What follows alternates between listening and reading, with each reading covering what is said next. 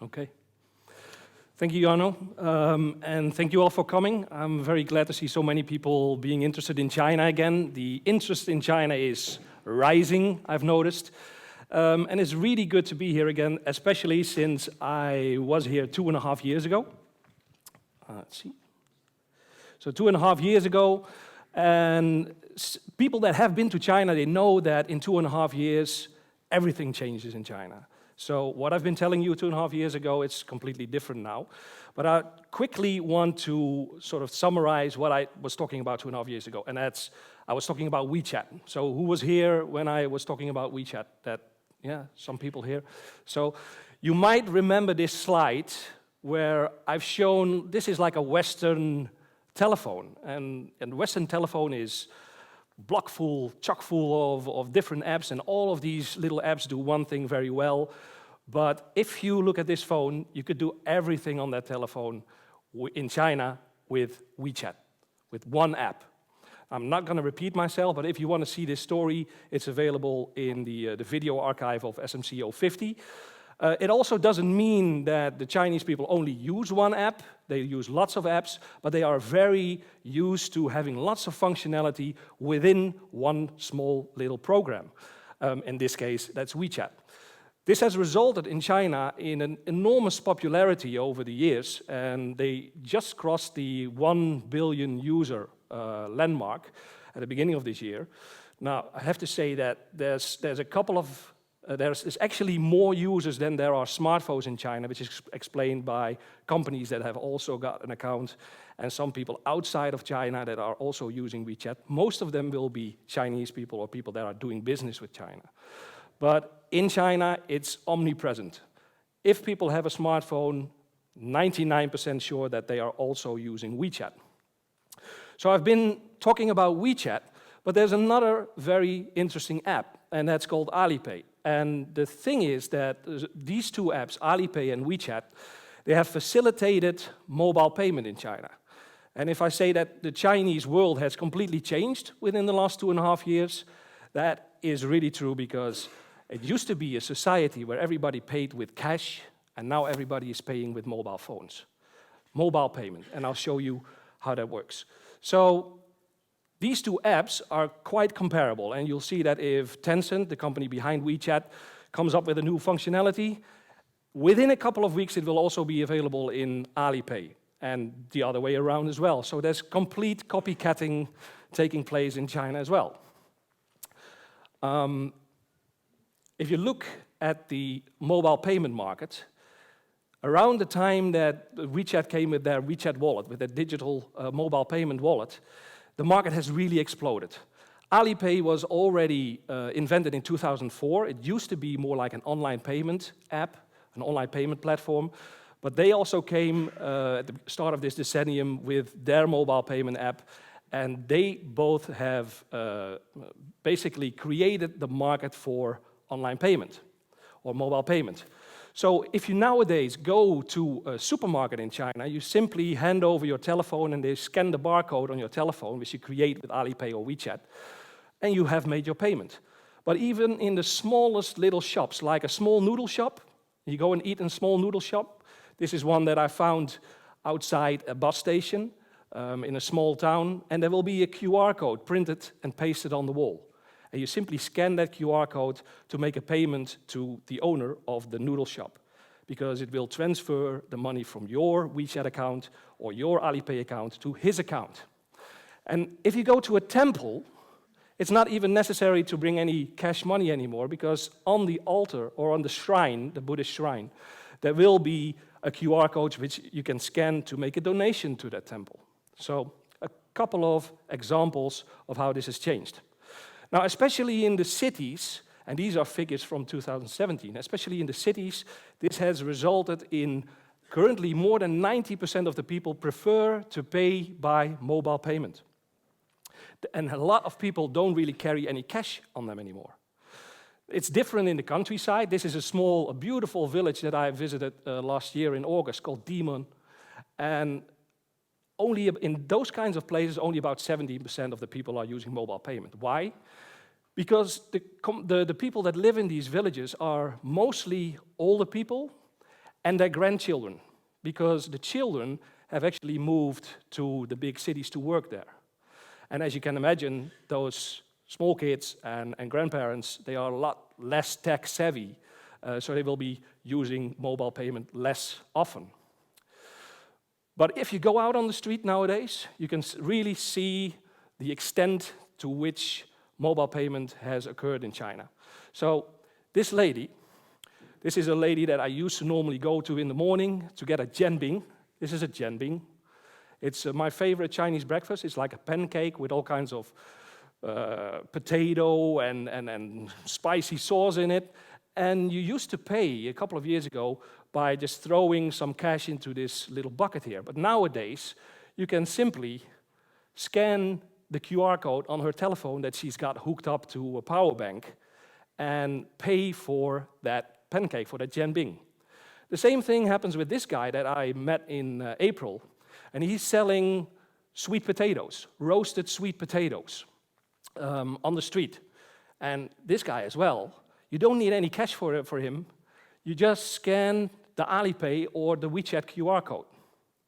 Now, all of this has resulted into a situation where very few people, especially in the bigger cities, carry any cash on them anymore. They might have like a 100 renminbi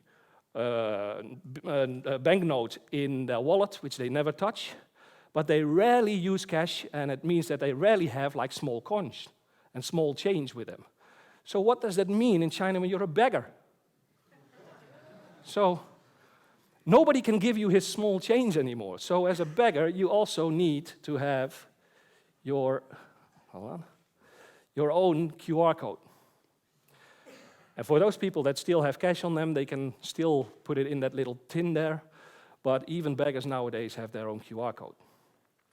Now, these two companies, Alipay and WeChat, they have been fighting for the market for quite some time. When WeChat was introduced, you see that they very quickly took away market share from Alipay that you have up here. And in the last year or so, it's been quite stable, with WeChat having about 40% market share and Alipay having about 50 to 55% market share. Another thing that is happening nowadays is that, of course, you need to use those apps at different places. So you use them at supermarkets and you use them out in the street, as I've shown you. But there are certain retail chains nowadays that are starting to choose sites. So in this example, for instance, we see that Walmart, which is also active in China, they've decided to stop allowing payment by Alipay, and they only allow payment by WeChat. Hema, which is a store which I'll tell you about later, only allows payment by Alipay. So, and you might think, that's a bit strange. Why would you make it difficult for customers? Why wouldn't you simply allow them to pay by whichever mobile payment method that they prefer? You have to look a bit deeper into this and look at the market structure. So Alipay, as you might have guessed from the name, is a product that is a product by Ant Financial, and Ant Financial is a spin-off of Alibaba Group. So Alipay is very much affiliated to Alibaba Group. On the other side of the market, what you'll see is you have WeChat Pay, and WeChat Pay is a product by a company called Tencent. Tencent is also, with 21%, one of the major investors, one of the big owners in JD.com. Now, this has nothing to do with the sportswear company you see around Holland nowadays. This is Jingdong, and it's the second biggest e-commerce platform in China. But Walmart, with 12%, is also an investor in JD.com. So you can imagine that this triangle, this strategic triangle, prefers people to actually pay by WeChat Pay and not by Alipay. Now keep this in mind, because I'm going to come back to this in a moment. This dependence on supermarket chains for mobile payment. And also keep in mind that these companies are earning quite a lot of money because they get a fee for every mobile payment. And if 90% of the people in the cities are using mobile payment, there's a lot of money going around. in those companies. Another thing that's been happening in the last couple of years, if you look back to the year 2005, China, the Chinese e-commerce market was only 0.4% of the total e-commerce market in the world, the total global e-commerce market. 11 years later, they cover 42.4% of the total global e-commerce market. Now, I can tell you that about 40% of people in China don't even have internet yet, and maybe 2/3 of all of the people in China are not buying online yet. So this is not the end of the growth of e-commerce in China. This also explains why Alibaba had such a huge IPO a few years ago in 2014. But this will eventually even out. This will eventually sort of stabilize, and the market will be saturated in China. This also will happen to this picture. What we've seen in China is that in 2011, the online market was about 4% of the total retail market. This has grown to about 20%. It depends a bit on which research you use, but roughly 20% of the market of everything that's bought in China is bought online. 80% is bought offline. Now, this will also continue to grow, but analysts have said that it will probably stabilize around 30% in the year 2030. So this means that eventually also this development will stagnate. Now, take those mobile payments, take like the diminishing, the slowing growth of e-commerce, and take the stabilization, the stagnation of the growth of market share in the total retail market, and something is now happening in China that we've never really have seen anywhere else before in the world, and it's the development of cross-channel partnerships. Now, cross-channel partnerships, what do I mean? If you look at this next picture, I'm not going through all of the different cells in this one, but suffice it to say that these are all supermarket chains and shopping malls that Alibaba has invested in, and not a little bit of money. In some cases, they've become a major majority shareholder in the company, and sometimes they've just outright bought up a complete retail chain. The same thing is happening on the other side with Tencent and JD. Now remember that that's the other strategic alliance that you'll see in China. These market shares, or these shares are a bit lower than you will see with Alibaba, and JD is mostly strategic partnerships. But what is happening is that the e-commerce companies are basically buying up the offline world. Now, just think about that for a moment. We all know that Ahold, Albert Heijn Ahold in the Netherlands, has invested in bol.com. But just imagine if it would be the other way around. Or if Amazon would buy up Walmart or Target or one of the big supermarket chains in the United States. That's what's happening in China. The e-commerce companies are basically taking over the whole retail market. And you can see it in this picture. These are the top 10 retailers in China and the parties that they're affiliated to. So most of them, 8 out of 10, have already been linked to one of these e-commerce companies. And if you look at the top 25 or the top 20, there's many more that are affiliated to either Tencent and JD or to Alibaba. Now, what are they going to do when they create this partnership? I don't really like a lot of text slides, but I'm going to use 1 or 2 in this presentation. So, let's see. So, one thing they'll do is they'll make it possible offline to order products online. They'll also share costs in research and development in the retail technology industry. They will integrate their CRM systems so they can combine all of the customer data they have on their customers. They will improve the assortment. This is quite an interesting one because Alibaba has a lot of SKU, like product level information on what their customers are buying. What they can now do is they can determine in which areas in a city these products are very popular. And they can then tell the retailers, the offline retailers that they're affiliated to put these products on their shelves. And they'll find that these products sell very well because it's based on data.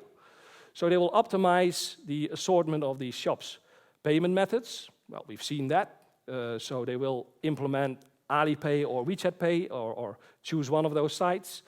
They will cooperate in logistical platforms, and this is like the only one that we really know in the Netherlands, where you can use a retail store, a physical store, as a drop-off point for orders. And an important one is they will enable these retailers to use the ecosystems of Alipay and WeChat Pay to communicate with their different customers. Now, like I said, 80% of all sales is taking place offline. And the market in China, the retail market, is really fragmented. So what we see is that some of it takes place in these big retail chains, in the big supermarket chains, but there's also 6 million convenience stores, or what we call mom and pop stores. In this case, it's a dad and son store. And they're a bit like unorganized, they're a bit messy. They normally have very nice people working there, and they're very friendly, but they're not extremely professional.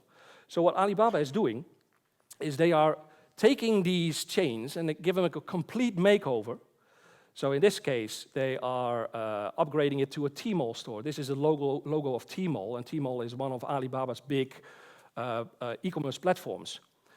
And they, like I said, they give the shop a completely new design. More important than just this branding is the fact that they also give these shops software. And that software does two things.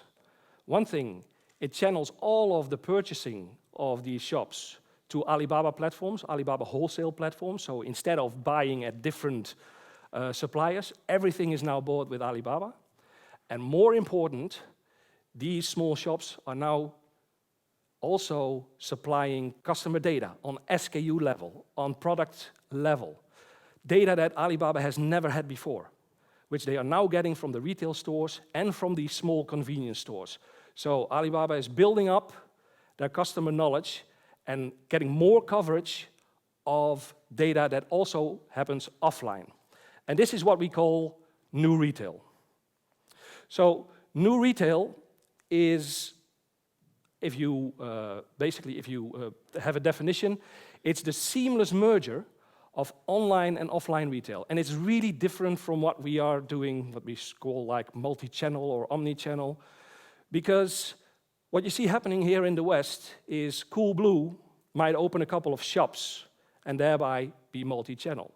What you also see is that some offline retailers have made their own web shop and thereby become multi-channel. But this is taking things to a completely new level. This is where on and offline parties are starting to merge and cooperate. Now, the term new retail was first coined by Alibaba in 2016. But they're not the only one doing this, because Tencent is doing it, they call it Smart Plus Retail. JD.com is doing it, they call it Unbounded Retail. And some consultants in China call it OMO, online meets offline. So what's in a name? Alibaba has said that in the future, where they know that e-commerce growth will stagnate and it will be more difficult to gain market share in the retail market as an e-commerce company alone, that their future growth will come from helping the traditional offline retail to basically grow towards new retail. Now, I've been talking about this a lot, and the best thing to let you experience this is to actually show you what this is like. So I've got a couple of videos that I'm going to show you that give you a better understanding. The first one I'm going to show you is for an initiative called a bingo box. And a bingo box is an unmanned store. There's nobody inside. It's the size of a shipping container. And you basically operate this whole store with your mobile phone. So let's have a look. And the first time you scan this QR code, you actually register with the WeChat account of this bingo box. You need to type in your name and your telephone number, and then you get sent a code by an SMS message, by a text message. And you enter that code, and from there on you're registered to use these bingo boxes.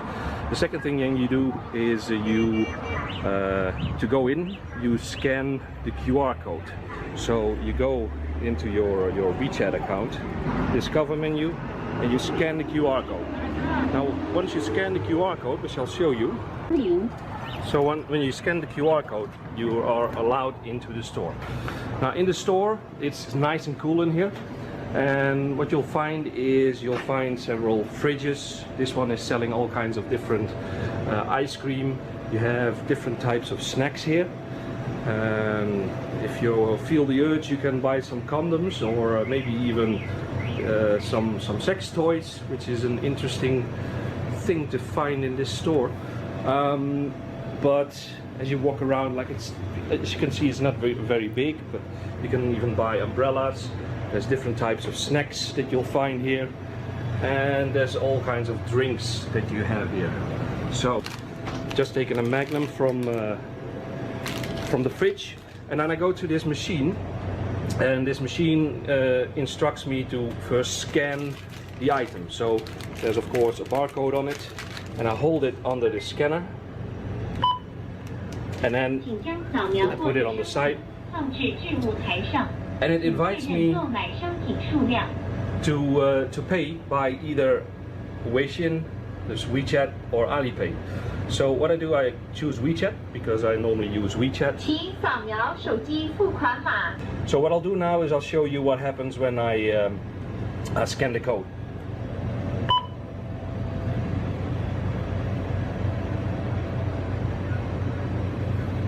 So it takes a while. So and then it says that the door will open and there's a countdown to get out. So I go out of the store, I close the door, and this door will lock again. So if I want to get in, I would need to scan this QR code again to get some more information or some more products. So this is the bingo box, as you can find them in China. Now, the first time I tried this, I wasn't quick enough and I got locked into the store because I couldn't open the door on time. The easiest thing to do is just buy another product, which in itself is quite an interesting marketing strategy. So just give people very, very little time to actually leave the damn store. So there's other companies that are basically doing the same thing nowadays. On the left, you'll see Alibaba Future Mart, and I'll have a small video about that later on. But also JD is having these test runs with stores that are called JDX. Now, for payment, as you've seen, there are different ways that you can pay for these unmanned stores. The one that I've just shown you is based on self-scanning. So you identify yourself when you go into the store, and just like we do with Albert Heijn to go, we basically pay for our own stuff. And there's also cameras and other ways that they check that you actually have paid for these items. Another one, which you can find on our website, a video of Bio by Suning, uses facial recognition. So you identify yourself by facial recognition before you go into the store, and then when you walk out, you go through this little aisle, and it scans the RFID tags on the products, and it again scans your face and then deducts the money automatically from your bank account. And the one that you might be a bit more familiar with is Amazon Go. And Amazon Go is based on you identify yourself when you come into the store, and then you just walk out. And the actual measuring of what products you have bought is done by all of the cameras that are hidden in the ceiling, or they're not even really hidden. The big difference is, I think that, as far as I know, Amazon Go only has one store so far. And it's based on very high-tech functionality. Now, this might be medium tech, but it works quite well, and it enables China to roll this out much quicker. So if there's only one Amazon Go store, there are tens or maybe by now even hundreds of unmanned stores that you can find in China. So it's a different approach, but it works. The second example I want to give to you is Hema. Now, this is a concept store by Alibaba called Hema. It's not Hema. It has nothing to do with the Dutch store of Hema. So it's Hema. And I'll show you another video also to give you an idea what it looks like and how it works. Let's see.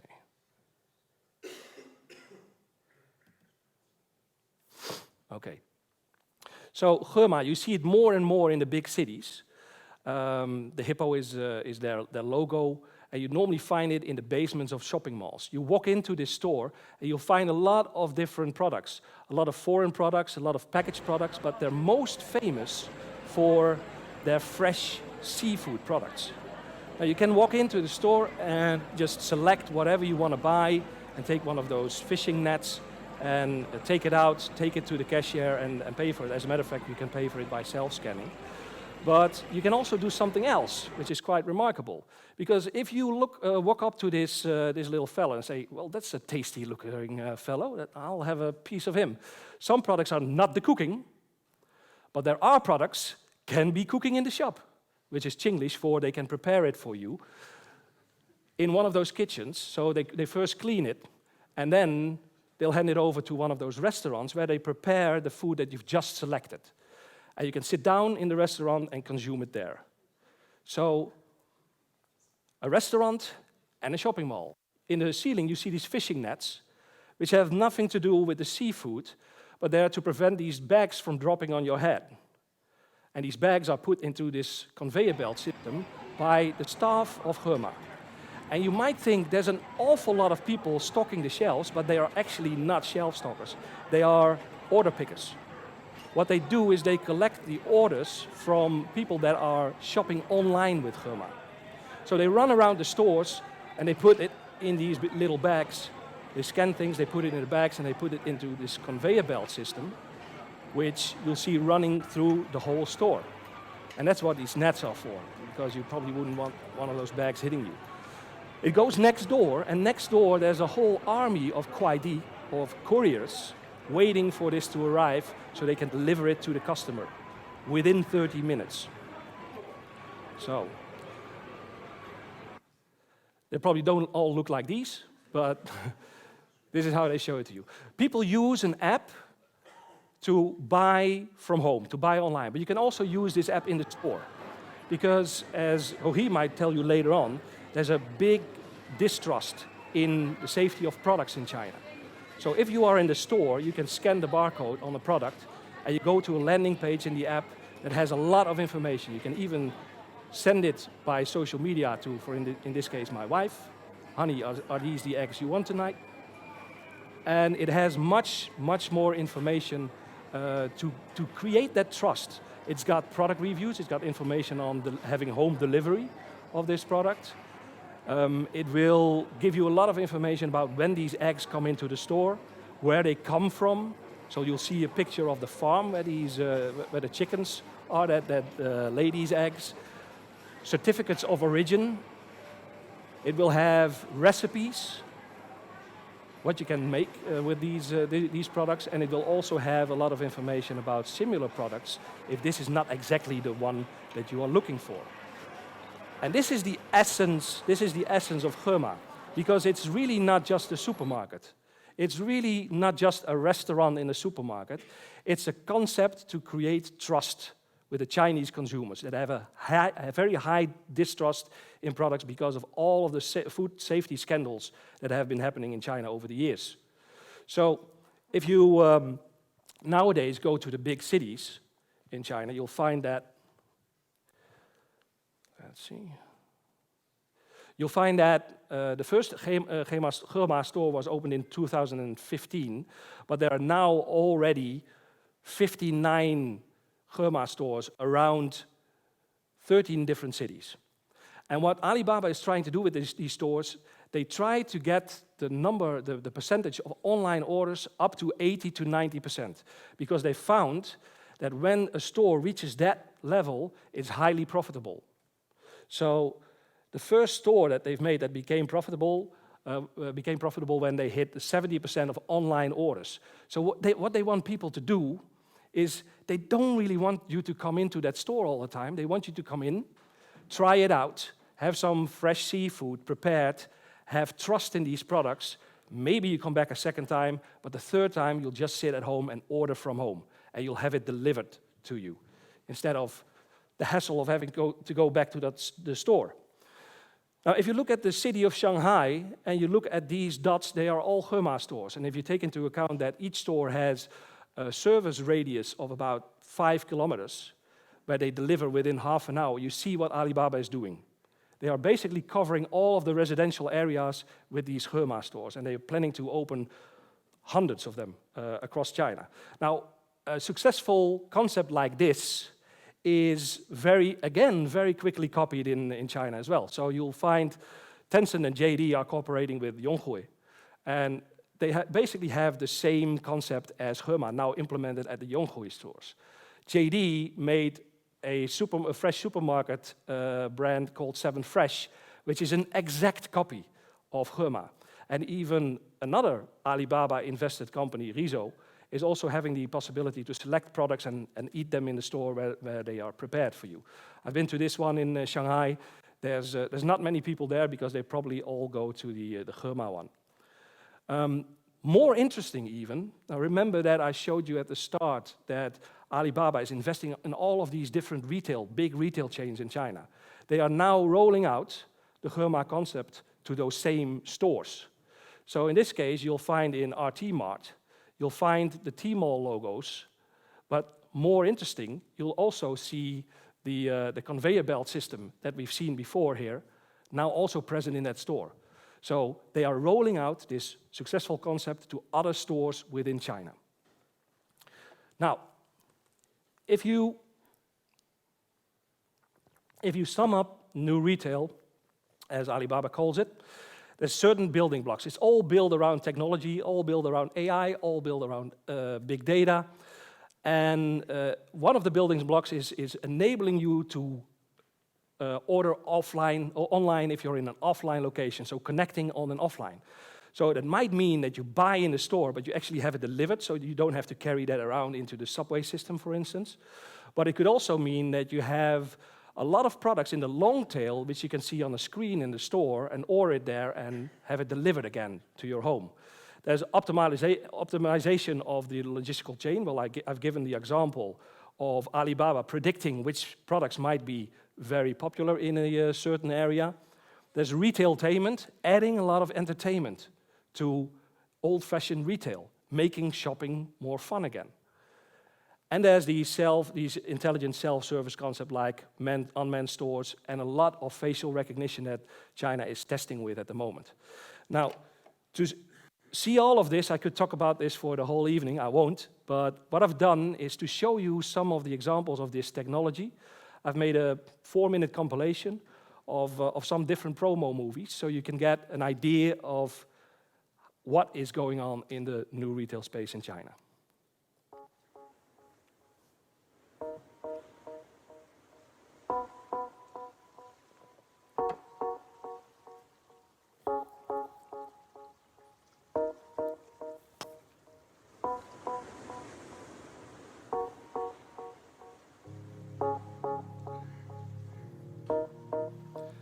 By the way, some of these might be a bit gimmicky. I leave it for you, for yourself to decide which are like really convenient and maybe more of a PR stunt.